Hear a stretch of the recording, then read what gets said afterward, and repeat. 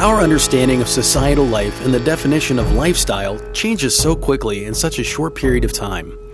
That being said, why is it we are told by wise souls who have studied this subject and have meditated on this subject for eons that we only reincarnate after at least 100 years of rest between lives on this planet? With so much change in the world around us in such a short period of time, why can't we come back to address our accumulated karma sooner? Why not next year? What can we gain from an entire lifetime's worth of experience only to step away for an equivalent of another entire life, then come back and attempt it all over again in a totally unfamiliar setting? What is it which we can grow and learn from, which is universal and timeless? Assuming we are here to learn one major concept or one major set of concepts, what could we possibly learn which takes an entire lifetime and does not matter when we incarnate? Today's technological era is so different than 2,000 years ago when walking was the main form of transportation. Even horseback, camel, or mule was elite in biblical times. So that being said, when we sit here tweeting what we had for breakfast, what is timeless? What lessons can we possibly extract from an entire lifetime of sensual experience in a timeless format?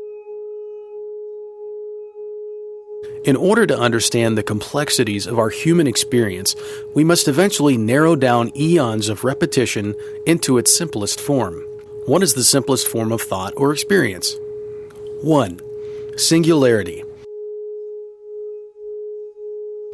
Everything must eventually compress into a law of singular understanding, without the idea that every possible outcome or origination must end or begin with one thought, one place, one time, or one consciousness. There cannot be anything at all. The birth of each human life begins with a complete lack of understanding, which quickly blossoms into a complete unconditional love for her mother. However, a long and healthy, wise human life ends with an all-encompassing understanding of all events experienced in one lifetime and condenses into a collapsing or scientifically recognized consciousness. This paradox is then repeated endlessly throughout eternity in most traditions outside of Judaic mythology and religion.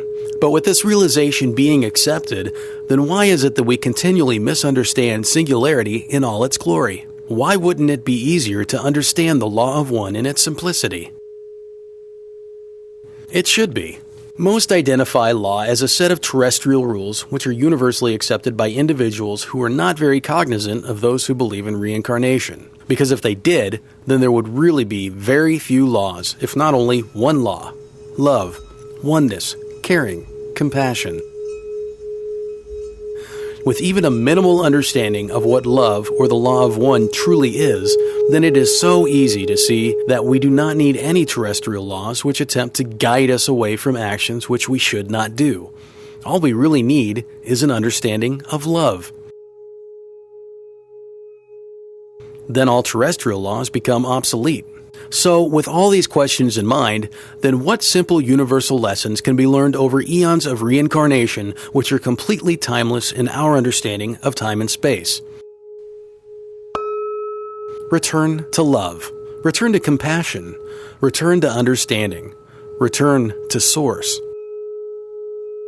If we remove ourselves from the shackles of time itself and come to the complete understanding that time itself is a cage which incarcerates us, then we quickly begin to find that abundance, wealth, and metamorphosis of the soul into infinite consciousness sits in our immediate space. This means that we should understand that time is the enemy. It does not mean that we should look at time in a negative manner or use it as the excuse which keeps us from being who our Creator wishes us to be.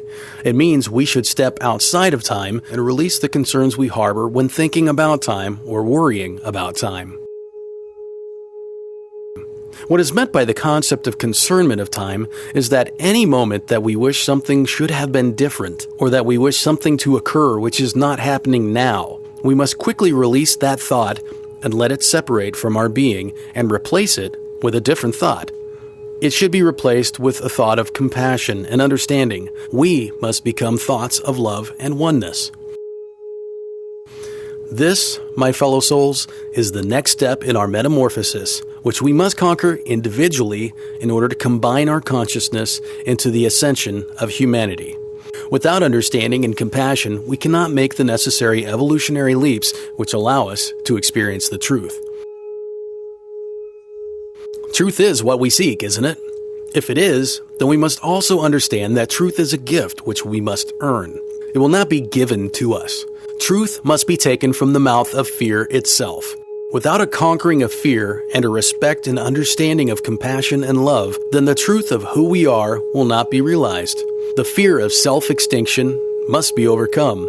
It must become our high priority in the pursuit of life experience. Then truth will rush into us like the most brilliant waters from the highest falls. This does not mean we should embrace a hurrying toward the end of life. It simply means we must begin to understand that the truth of the experience of life is to return to oneness and compassion amongst our fellow souls. We should respect each life as if we were living it through the other life's eyes and attempt to understand why things are the way they are. We must try to perceive life's nuances as if we are living life through the other being's perspective. This is also referred to as a separation of the ego perspective. The ego is taught in terrestrial terms as being the identity of the human consciousness. However, this could not be any further from the truth. The truth is that the embodied human soul is but a fragment of a larger soul experience, which chooses to learn the ways of the shackled human being. And the ego is, interestingly, the target of this experiment. The ego is an interesting anomaly as perceived by the source.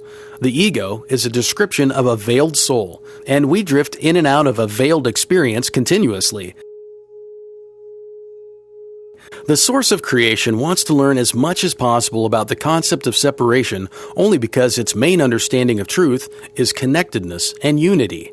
So to watch humans incarnate lifetime after lifetime into different ego-veiled embodiments is quite a novelty for the definition of connection and compassion. It wants to learn how to experience separation. But since it does not truly understand separation by definition, since it is rooted in connection, then the only way to experience separation is to separate from itself to understand this separation. It must break a piece of itself off and send it to the land of separation in order to know ego and separateness. This is where we find ourselves today, fellow incarnates. We are originally one loaf of bread, broken off in order to experience ego and try to learn how it is possible to connect ego back to its source, the great loaf of bread of consciousness. So in order to do this, we must fundamentally think outside of who we think we are from the standpoint of our ego. We must throw away the shackles of time. The very time which separates one moment from the next must be cast away from our understanding of what is to be respected and connect each moment and each life back to each other. We must realize that moments are now and time is not the truth.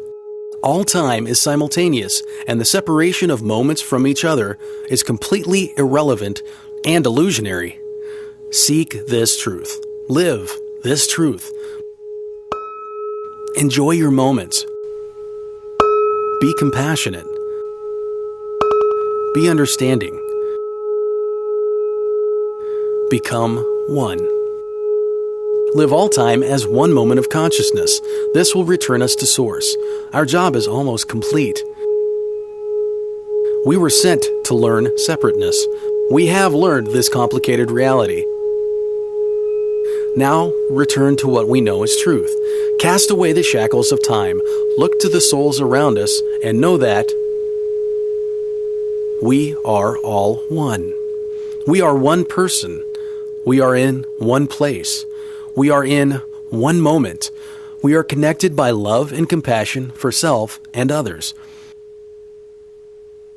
Listen to our daughters and sons. Listen to our spouses. Listen to our elders. Listen to our neighbors. Then contemplate how what they are saying relates to our truth, our moment, and our perspective.